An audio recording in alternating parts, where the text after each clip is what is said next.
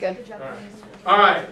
So, Sun Yat-sen, if you watch the old YouTube video, is going to come back to China, and he's going to build it on 3 pillars. And I think we did it here where China was looking around and they asked for help from the West, and nobody would help them, so they turned to the Soviet Union.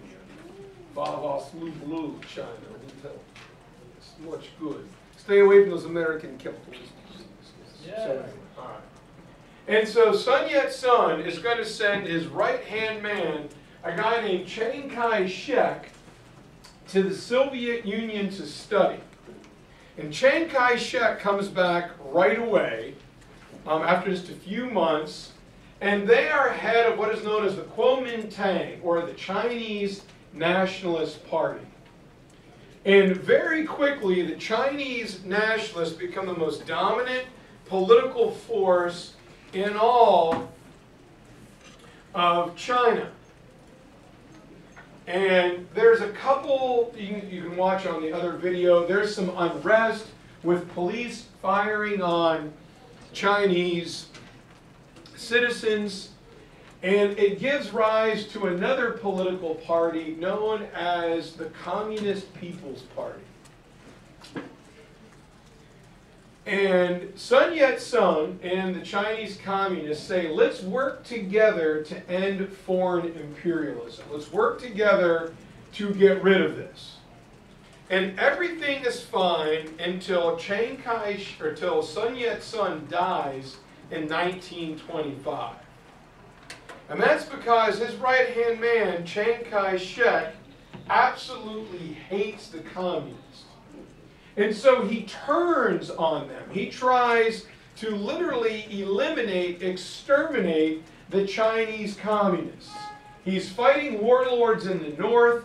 All of a sudden, he plants his right foot and turns 180 degrees and hammers the Chinese communists. And they're like, man, what's going on? What did we do? Ah, you're communists and I want to get rid of you. And Chiang Kai-shek is backed by large, wealthy business owners. Not merchants, but like the owner of the factory. Yes, sir. So he comes back from Russia? Yes. And he doesn't like the Russians?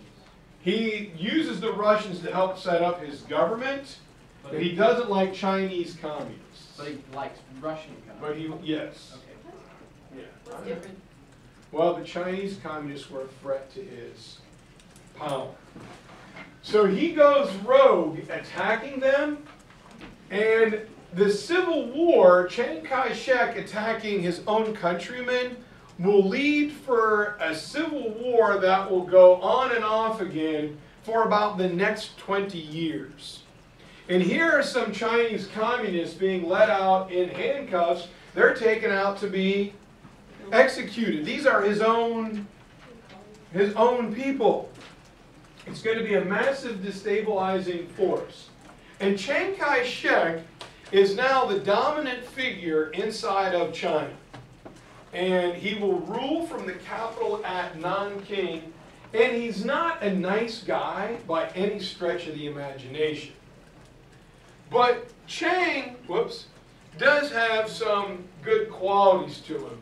One, he passionately believes in Chinese nationalism, making China strong for China. And he's incorruptible. You could not buy him off. When Chiang set his mind on something, you couldn't bribe him, you couldn't bully him, it was going to happen. But he buys into that Machiavellian train of thought where he says, it's better to be feared than to be loved. He rules through fear, as these guys are going to tell you, and he creates a secret police, and it was their job to simply ferret out and find communists wherever they were. And so Chiang Kai-shek is countered in the Chinese Nationalist Party by a guy named Mao Tse Tung. And Mao is one of the few, here's young Mao Tse Tung, one of the few leaders of the communists that escaped the purge. He literally many people run into the wilderness. And Mao felt that the best way for China to gain power was through the overwhelming number of Chinese peasants. Here we are going back to Aristotle and the Gracchi brothers. If you control the large majority of the peasants, anything you want is going to happen. And Mao Tse Tung is constantly hunted by Chiang Kai-shek. But he says, okay, even if he gets me, my ideas are going to live. Even a single spark can start a raging prairie fire. Will. So is this like way before like Mao Zedong, or? This is Mao Tse. This is him. Okay. This is that guy. Yeah. Okay, I just seen it spelled a different way. It's spelled, yeah. Oh, weird. It's the same So dude. it's Mao Yeah. Zedong. Okay. This is the chairman himself in his younger years. So here he is as a young man, and here's Chairman Mao later. And when you see a picture of Chairman Mao, he's always with the peasants. He's always out with the poor people. And this is a pivotal moment in Chinese history, because right as Chiang is hunting Mao, people in China are saying, man, God, this sucks. It surely can't get any worse, can it? And then all of a sudden, the Japanese invade. And they're like, oh my God, really? Are you kidding me? 1931, the Japanese will invade the northern Chinese province of Manchuria. They want industrial products, iron ore and coal, for the Japanese empires. They invade Manchuria. Can I move the slide, or are you guys still writing? That's why I don't like PowerPoints, because you guys will write every word that I say. That's all right. They invade Manchuria. And Chiang's generals are like, awesome. We're going to take this big army we've built and we're going to attack the Japanese. Chiang Kai-shek says, well, I don't know. I think we'll lose, so I'm going to keep attacking the communists. And they say, yeah, but Chiang, the deeper you take the army into China hunting communists, that's more territory the Japanese are easily going to capture. Turn and attack the communists. Well, the Japanese, I don't know. I think we might lose, so I'm not gonna try. Like, oh my God, what are you doing? And the Japanese get more and more and more territory up there. Eventually, Chiang, for 5 or 6 years, calls a truce with the communists. And he says, look, let's work together to push the Japanese back. I can't fight them while I'm hunting you guys. They're like, okay. For 5 or 6 years, this kind of works. And then in 1937, the Japanese redouble their efforts. And it's at this exact same moment that the Western countries recognize Chiang Kai-shek as the political leader of China. So if the United States or Great Britain or Germany, whomever, when they talk to China, they're talking to Chiang Kai-shek. He's the outside world's recognized political leader of China. And he's still hunting Mao Tse Tung. And Mao is forced to flee into the wilderness. He will lead 90,000 Chinese peasants on a journey of 6,000 miles through rice field and through jungle, through woods, through prairies, through arid mountains.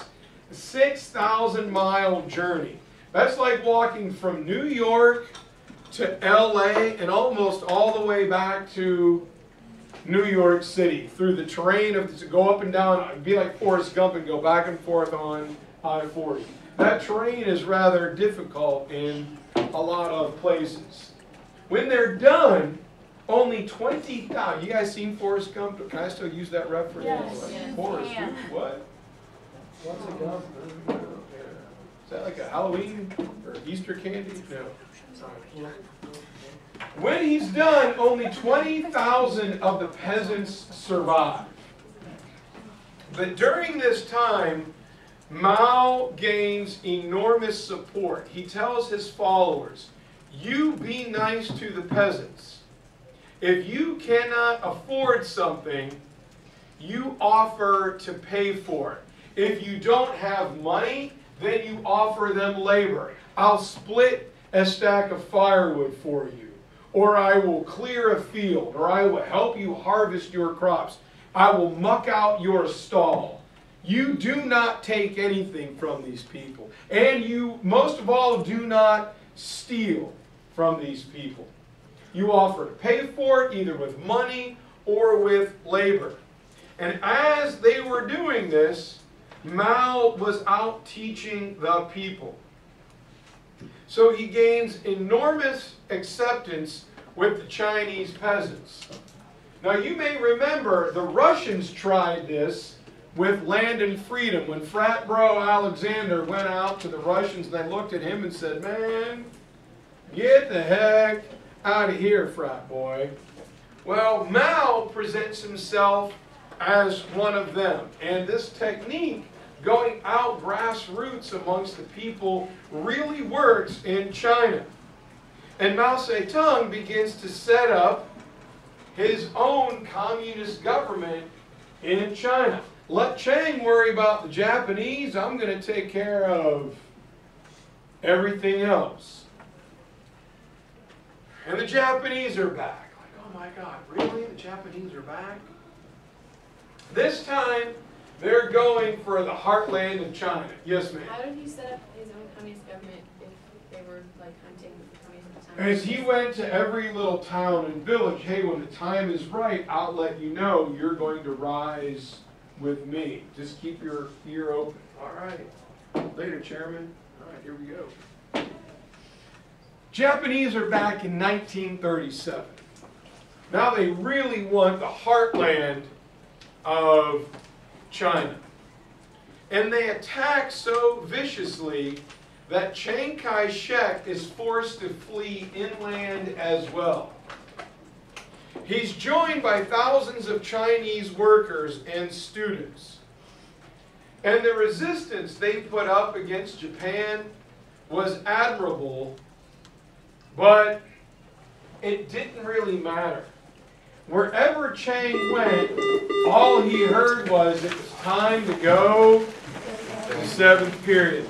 Please hit stop for me, Jessica. I'm going to do about another 15 minutes, so please watch.